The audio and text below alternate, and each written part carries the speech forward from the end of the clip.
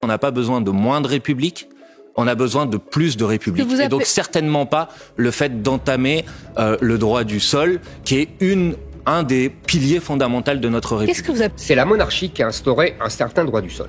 Donc c'est une tradition française? Non, pas du tout. Elle a été abolie par la Révolution française. Le droit du sol est au cœur des débats. Dimanche, le ministre de l'Intérieur, Gérald Darmanin, a annoncé la volonté du gouvernement d'y mettre fin à Mayotte. Mais au RN et à Reconquête, on demande sa suppression sur l'ensemble du territoire français. À gauche, certains pointent un recul et une atteinte aux valeurs de la France et de la République. Est-ce vraiment une tradition de notre pays? Quelle est l'histoire du droit du sol en France? Pour comprendre, remontons au Moyen-Âge. À l'époque, coexiste le droit du sang qui détermine la nationalité par la filiation parentale et le droit du sol qui détermine la nationalité au lieu de naissance. À partir du XIVe siècle, on est sujet du roi si la terre où on est né lui appartient.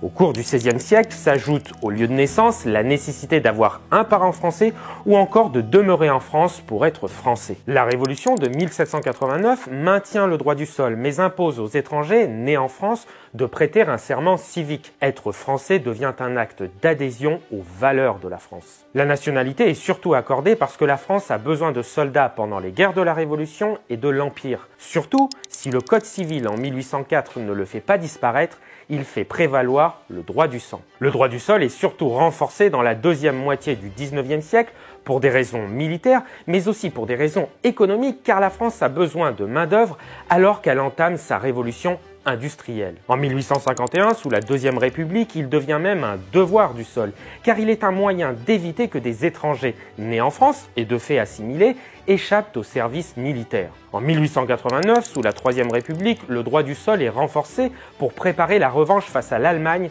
après la défaite de 1870. Les républicains l'accompagnent alors d'une rigoureuse politique d'assimilation des nouveaux venus. À partir des années 60, l'État conduit une politique d'immigration de main-d'œuvre conçue comme temporaire. La puissance publique incite de moins en moins les populations étrangères à s'assimiler puisqu'elles sont censées repartir dans leur pays d'origine. Être étranger en situation régulière en France devient de moins en moins inconfortable et acquérir la nationalité française n'offre plus un avantage symbolique et social significatif. En 1976 s'ajoute l'instauration du regroupement familial qui substitue une immigration économique à une immigration de peuplement. Depuis, deux camps s'opposent. D'un côté, ceux qui pensent qu'il faut durcir l'accès à la nationalité, s'assurer de la volonté de devenir français et des efforts qui vont avec, pour obtenir une communauté nationale plus unie, ce qui est illustré par les lois Pasqua de 1993. De l'autre, ceux qui pensent que lorsqu'on est né en France, de parents étrangers, l'acquisition de la nationalité française ne doit pas nécessiter la manifestation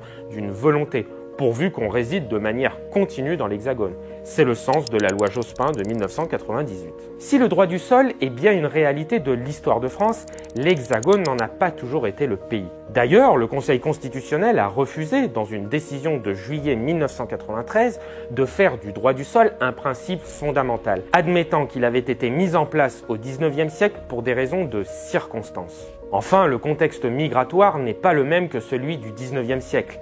La France a vu le nombre de premiers titres de séjour augmenter de 153% et les demandes d'asile de 227% entre 1999 et 2022, un record.